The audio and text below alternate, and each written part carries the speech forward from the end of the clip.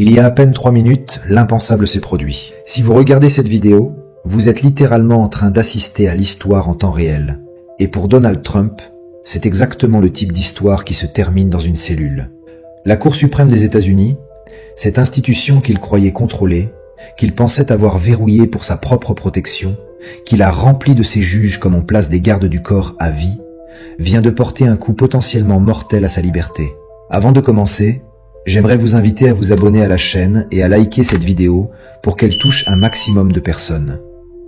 Malheureusement, c'est comme ça que fonctionne l'algorithme YouTube, et je suis obligé de vous le demander. Tout cela m'aide énormément à produire encore plus de contenu pour vous.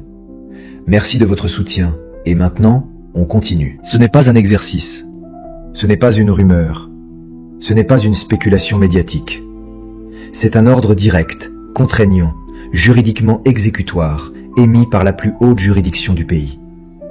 Remettez immédiatement les preuves que vous retenez ou préparez-vous à faire face à une incarcération pour outrage à la cour. Oui, vous avez bien entendu.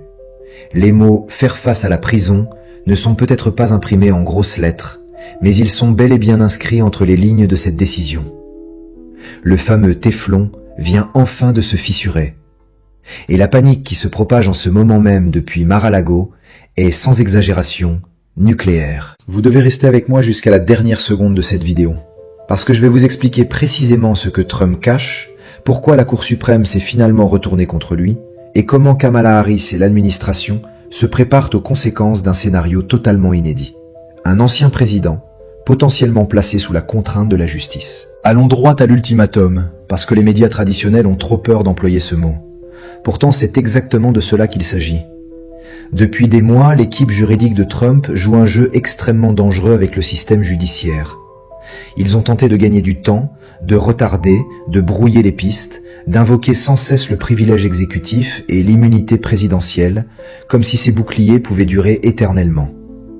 Ils étaient convaincus que la Cour suprême interviendrait au dernier moment pour le sauver, comme une marraine magique surgissant à minuit. Sauf que l'horloge vient justement de sonner minuit, et la carrosse ne s'est pas simplement transformée en citrouille. Elle s'est transformée en une équipe de marshals fédéraux prête à frapper à la porte. La décision rendue aujourd'hui est concise, brutale et parfaitement claire dans son cœur. Remettez les documents, maintenant.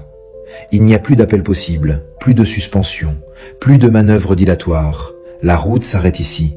S'il refuse, et nous savons tous que son ego entretient un rapport très conflictuel avec l'idée d'obéissance, la Cour a autorisé les juridictions inférieures à faire appliquer la décision par tous les moyens nécessaires, y compris la détention.